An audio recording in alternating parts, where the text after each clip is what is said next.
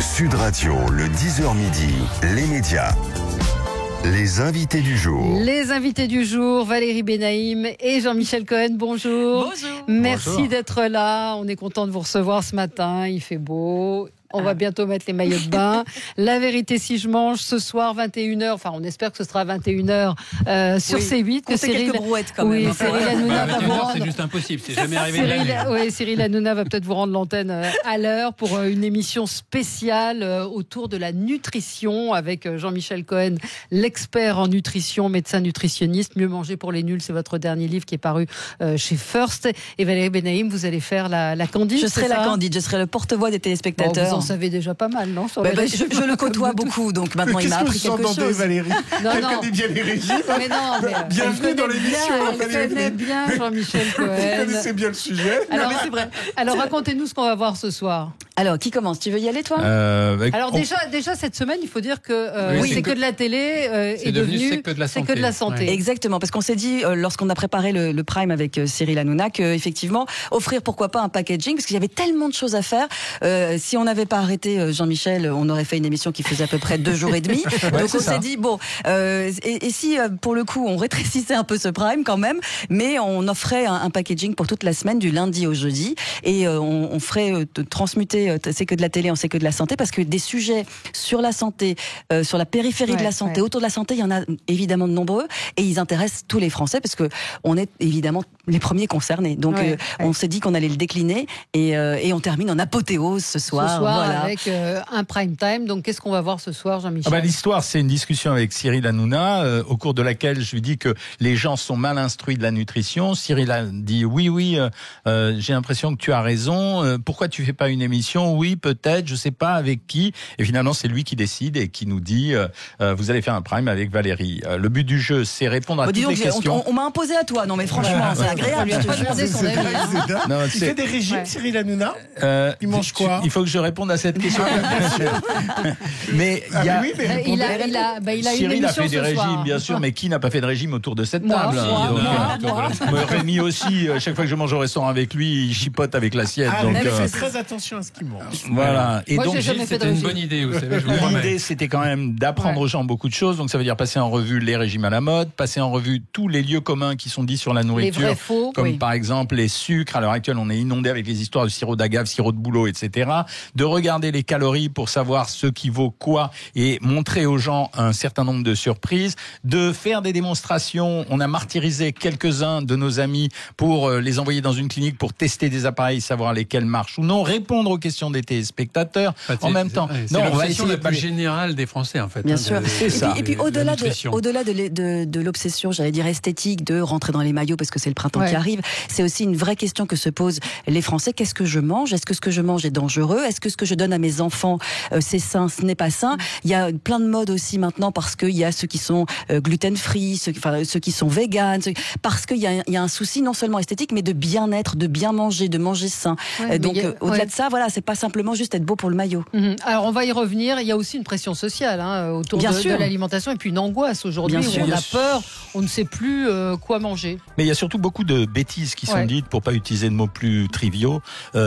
Tellement de choses qui circulent à l'heure actuelle sur les réseaux sociaux qui sont stupides, qui n'ont pas de sens et qui perturbent les gens, qu'à mon avis, il faut corriger ça. Donc c'est ce qu'on va essayer de faire ce soir. Mais j'insiste beaucoup, je déteste les émissions de médecine anxiogène. Ça veut dire ces émissions où on vous parle du cancer, des maladies, etc. Non, là, on est une bande de copains. Vous êtes dans le positif, vous allez nous raconter tout ça. Mireille, elle dit Hanouna, bof, dommage, nutrition, j'aurais regardé, mais non, il n'y a pas Cyril Hanouna. Il y aura que Jean-Michel Cohen et Valérie Benaïm ce soir à l'antenne, entourés d'autres chroniqueurs. A tout de suite, restez avec nous sur Sud Radio, 0826 300 300 si vous voulez en profiter pour une petite consultation. On y va. On vous attend. De retour avec vous dans le studio de Sud Radio avec Valérie Benaïm et Jean-Michel Cohen qui seront ce soir sur C8 pour une émission spéciale autour de la nutrition. La vérité si je mange. Vous serez entouré donc de chroniqueurs et vous allez qui sera avec vous? Alors on aura une jeune femme que les téléspectateurs connaissent bien s'ils suivent C'est que de la télé, Émilie Lopez qui est notre chroniqueuse. Nous aurons également Ludivine Rétori, nous aurons Benjamin Castaldi, nous aurons Jean-Michel Merle. Benjamin, Benjamin avec Benjamin, j'aime. c'est spécialiste. Exactement. Voilà, ouais. Francesca Antonietti. En fait, tous les chroniqueurs autour de la table sont eux qui ont même demandé à faire l'émission parce qu'ils avaient tous un rapport à la nourriture. Soit ce sont des personnes qui ont souffert de leur poids et qui ont fait des régimes, soit ils ont passé leur vie à faire le yo-yo, soit au contraire, c'est quelque chose qui est important pour eux. Pardon ? Il y aura des photos. Il y aura des photos. Ils nous ont balancé les photos avec grand plaisir en plus, en disant voilà comment j'étais.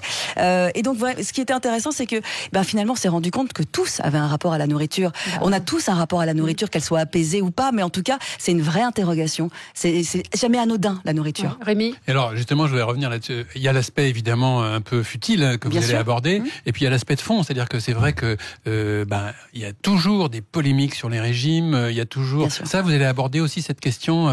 Évidemment, non seulement parce qu'il y a des modes qui sont parfois même dangereuses. Oui, non seulement sur les régimes, parce qu'il y a toujours des régimes qui sont à la mode. Donc on va dire quelques mots sur chaque régime pour montrer à quoi ça sert, qui peut les faire, si c'est dangereux, pas dangereux. Mais il y a aussi des questions traditionnelles sur les additifs. Il y a aussi des questions traditionnelles sur qu'est-ce que je dois manger à quelle heure de la journée. Voilà tous les slogans qu'on entend à l'heure actuelle. Petit déjeuner, pas petit déjeuner. Féculent le soir, pas féculent le soir. Manger une pomme avant le repas. Donc vous avez donné finalement des guidelines. C'est un mode d'emploi, un mode d'emploi. Et alors juste une ou deux questions.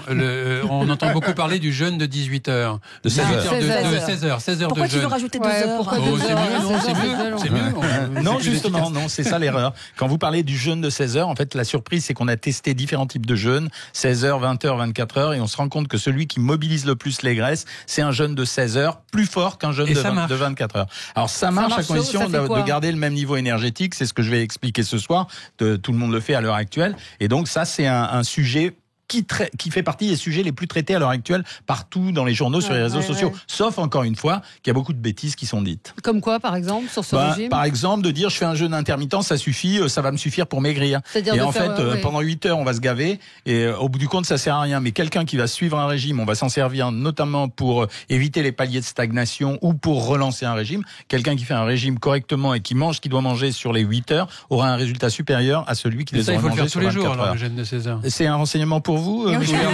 une consultation, oui. Bah oui, il faut bien que j'en fasse. Non, je ne fais pas forcément tous les jours. Moi, en général, je le suggère 2 à 3 jours maximum par semaine, parce qu'il faut quand même éduquer les gens. Là, j'ai utilisé l'expression, Valérie confirmera si elle est d'accord, de télé-utilité. Je trouve qu'on n'en fait pas assez à la télé. Ça veut dire du divertissement, mais en même temps de l'instruction. Et vous ne trouvez pas qu'on est surinformé sur la nutrition, justement, qu'on a du mal à faire le tri, mais justement, l'idée, c'est que ce soit... à comprendre, Valérie, qui informe? Le problème aujourd'hui, c'est que c'est l'opinion qui fait la connaissance. C'est pas la connaissance qui fait la connaissance, c'est l'opinion. Madame Duchemol 67 va dire sur un site de santé, moi à partir de maintenant, je pense que les flageolets font plus maigrir que les haricots verts. Ça va être retweeté 200 fois et les gens vont dire on va manger des flageolets. C'est la même chose avec le truc qui va m'énerver ce soir. Vous allez voir, je vais m'occuper des graines de chia, des graines de lin et des trucs comme ça.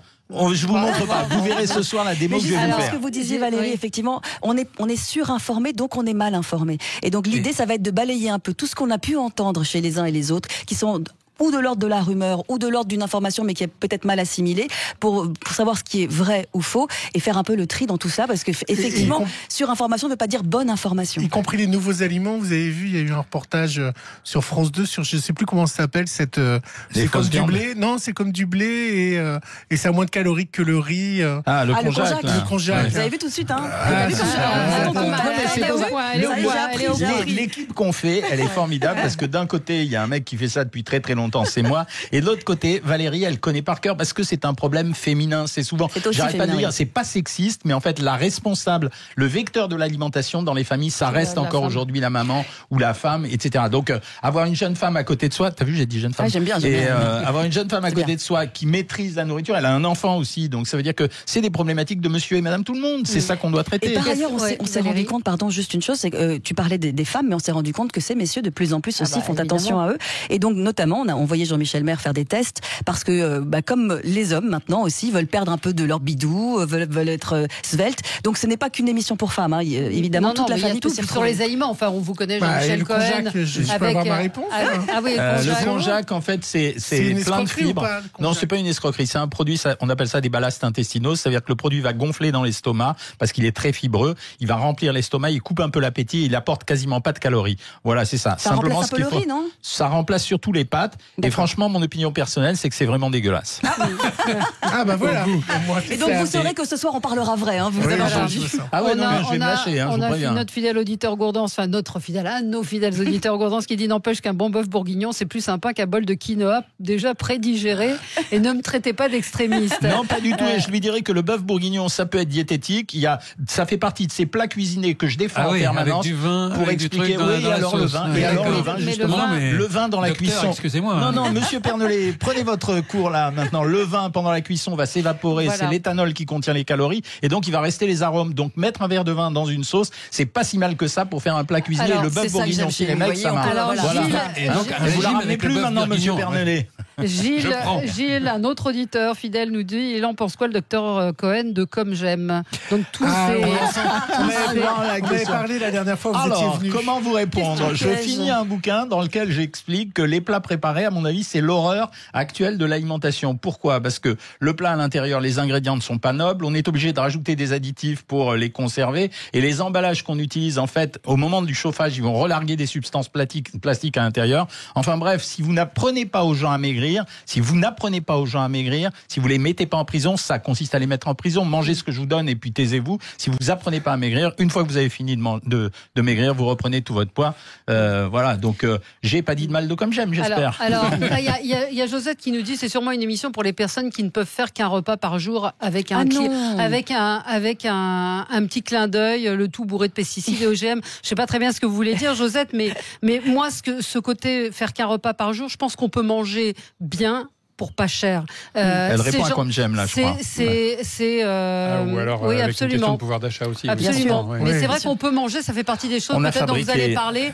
Ce que faisait Jean-Pierre Coff à l'époque, c'est-à-dire un repas pour 4 personnes. Absolument. Avec, mais ça existe. Et on peut le faire. Et ça existe. Moi, on a préparé sur le site Savoir Maigrir, on a fait les menus pas chers. Ça veut dire que par exemple, quand vous prenez 3 œufs, que vous les mettez en omelette, que vous prenez 2 pommes de terre bouillies, que vous prenez un yaourt et que vous prenez une pomme, si vous avez acheté correctement dans un bon magasin, votre repas, il va vous coûter moins de 2 euros. Moins de 2 euros. Donc c'est possible à faire. Par contre, c'est un travail intellectuel. Ça doit se préparer à l'avance. C'est-à-dire qu'on peut pas improviser le repas au dernier moment. Donc ça se prépare, mais c'est possible. Maintenant, faire qu'un repas par jour, je réponds à cette question parce que je suis pas sûr qu'on l'ait traité dans l'émission de ce soir. C'est tout à fait possible. C'est un modèle social. Le modèle a 2, 3 ou 4 repas. Et donc manger une fois par jour, ça suffit à nourrir un individu. Mais c'est vachement moins sympa que manger avec vous, avec Valérie ou avec Rémi, quoi, 2 fois par jour. Oui, même du quinoa. Même du quinoa. Parlez-nous du quinoa, Valérie. Même du quinoa. Rémi. Alors moi j'ai une question. C'est passionnant toutes ces problématiques de nutrition. Et en fait à la télé il n'y a pas tellement d'émissions. Moi je suis ravi qu'il y ait cette émission ce soir. Il y a eu des émissions dans le passé, mais depuis quelques années on en voit moins. Est-ce que ça pourrait devenir récurrent? Écoutez, on verra d'abord ce qui va se passer ce soir. Non, mais effectivement, non, mais vous ne trouvez pas que c'est un peu surprenant, quoi, qu'il n'y ait pas tant que ça d'émissions récemment? Est-ce qu'on t'a contacté à toi? On te contacte tout le temps pour faire des émissions? Moi, j'ai fait beaucoup de reportages et de docs sur l'alimentation, notamment sur à un moment donné. Sur les cantines, je me souviens sur M6. Oui, mais c'est vrai, mais justement, on a l'impression que depuis, Alors, ils se sont attaqués aux aliments sur France 5, notamment avec le doc de France 5 qui marche très bien en général le dimanche. Tous les dimanches. Oui. Voilà. Qui Celui-là, j'en ai fait plein à un moment dimanche, donné. C'est sur la frite. Voilà, surtout quand c'était l'époque de Committee ou de Spica, donc je les faisais quasiment tous. Les émissions sur la nutrition, ils ont très très peur. Je vais vous dire l'angoisse qu'ils ont. Les publicitaires, et c'est l'angoisse des annonceurs. C'est l'angoisse des annonceurs. Ça veut dire qu'ils ont toujours peur qu'en arrivant à l'antenne, je dise par exemple le Nutella c'est grave pourri, il faut arrêter. Ce que je ne fais pas en général, c'est-à-dire que parce que je fais partie de cette classe de nutritionnistes. Vous le dites à la radio. Oui, voilà. Non, je le dirai. Mais non, je l'ai pas dit. Je dis pas. Je précise que le Nutella est une substance. Normalement, c'est une pâte à tartiner. Si on s'en servait correctement, on pourrait s'en servir comme du beurre, mais les gens s'en servent pas comme du beurre. Donc, en général, un bon nutritionniste, il sait qu'il n'y a pas d'aliment interdit. Il va gérer la proportion, la quantité. Donc, la proportion. Donc, voilà pourquoi ils ont peur et ils se disent. Et je me souviens qu'à l'époque, quand j'ai fait Vous êtes ce que vous mangez sur M6, le patron d'M6 a dit au producteur, moi, j'aurais su que ce programme-là existait, jamais il serait passé. Pourquoi? Parce que ça faisait peur. La bonne alimentation, elle lutte contre une partie des annonceurs, c'est vrai. Ouais, et de l'industrialisation. C'est moins important maintenant, parce que à l'époque, l'industrie agroalimentaire était un vrai gros annonceur. Aujourd'hui, c'est plus un vrai gros annonceur parce qu'ils ont découvert que ça leur servait à rien. Puis ils ont fait des efforts quand même. On voit les pubs pour Erta là, sur le végétal. Alors pardon, les pubs pour Erta, laissez-moi rire. Faites du jambon végétarien. Je suis pas sûr que ça soit la qualification de Erta. Non, mais vous allez revenir sur les allégations santé aussi parce qu'on est un petit peu perdu avec tous ces produits soi-disant. Je mets du soi-disant parce que je regarde vos vidéos sur YouTube, soi-disant régime, où on se rend compte que c'est plus calorique et moins, par exemple, ou sur des allégations. On a un problème bio. dans cette émission. On a un problème dans cette émission, c'est qu'il va falloir lâcher l'antenne pour Balance ton poste avec Cyril Hanouna à 23h. Donc il en faudra une deuxième. Donc à mon avis, il va falloir la nuit pour évoquer tous les surtout, sujets. il débarque, donc vous pouvez même pas avancer. Alors, c'est un plaisir. Il nous amuse. Alors, certaines graines antioxydantes, notamment, c'est Pedro qui nous dit ça, de sésame, peuvent être très mauvaises parce qu'elles brûlent des graisses, mais en libérant des oxydants qui attaquent les vaisseaux. Ils sont pointus, nos auditeurs. Un pro. C'est vrai. Et je me rends compte, oui, c'est vrai, c'est un pro. Et il y a beaucoup de gens, ma découverte, c'est sur la chaîne YouTube. De temps en temps, il y a un type qui me dit une grosse bêtise en réponse à ce que j'ai dit dans la vidéo. Et il y a quelqu'un qui arrive derrière, qui corrige, mais avec une force et une intelligence. Je suis très étonné. Donc les gens une partie des gens sont devenus très pros. Ouais. Mais ce qu'il a dit sur les graines, je vous assure que ce soir, je vais y aller, je vais tailler comme une bête. Valérie s'éclate. Elle, ça a fait rire. Elle dit ouais, Jean-Mi, vas-y. C'est-à-dire les graines de chia, graines de sésame, graines de lin, tout ça. Allez, pour les auditeurs de Sud Radio, vous savez ce qu'il faudrait comme antioxydant avec la graine de chia pour que ça soit efficace? Il en faut environ minimum 500 grammes par jour. Donc allez-y, mettez-en dans vos salades et regardez où elle est la feuille. Hein. Et alors, il nous dit aussi, Pedro, que le cholestérol, en fait, ce serait pas si mauvais que ça, et que s'il faut, il ferait bien, ça ferait du bien à la tuyauterie.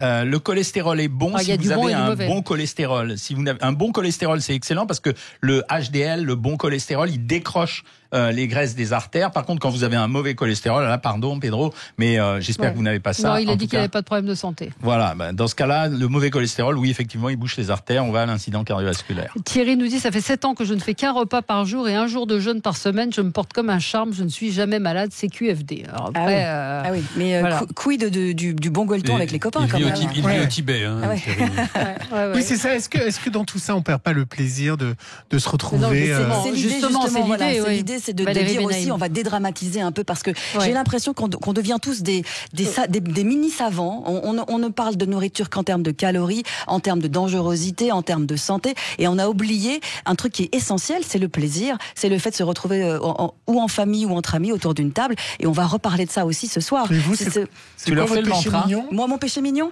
alors je suis tellement... c'est les boulettes. Alors il paraît que c'est les boulettes. Non, mais en vrai, vous pouvez me faire tout ce que vous voulez à base de riz. Je suis dingue de riz. J'adore le riz, voilà. Non, mais la gourmandise, le petit truc gourmand. Ah, le petit truc gourmand. Écoutez, je suis. Alors, il est bien placé pour savoir le réglisse. Le réglisse, je suis dingue. Il y en a dans la loge. Ça l'amuse beaucoup. Et comme il m'a dit en plus, Jean-Michel Cohen, que le réglisse était bon pour mon rythme. Ça, c'est avant l'émission. Parce que j'ai un petit rythme cardiaque un peu faible. Et il m'a dit, c'est parfait, ça va te booster un peu. Alors, j'y vais maintenant complètement décomplexé sur le réglisse. Oui, du coup, elle a fait aimer ça à tout le monde. Donc, il y a 12 paquets de réglisse sur la table.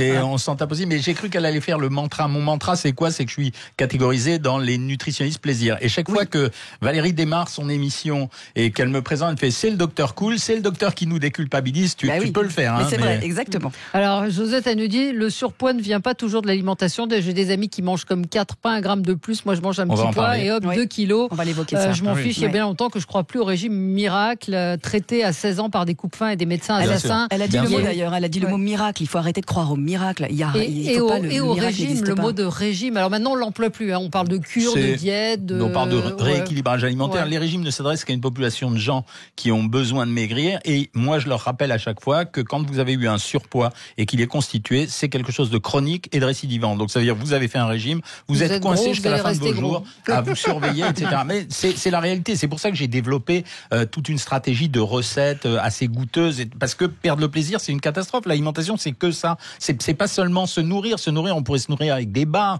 avec des protéines, des glucides, des lipides. Non, l'alimentation, c'est aussi partager, c'est aussi éprouver des saveurs, c'est aussi être joyeux quand on mange quelque chose. Donc d'où je suis le contre titre ça. De l'émission. Exactement.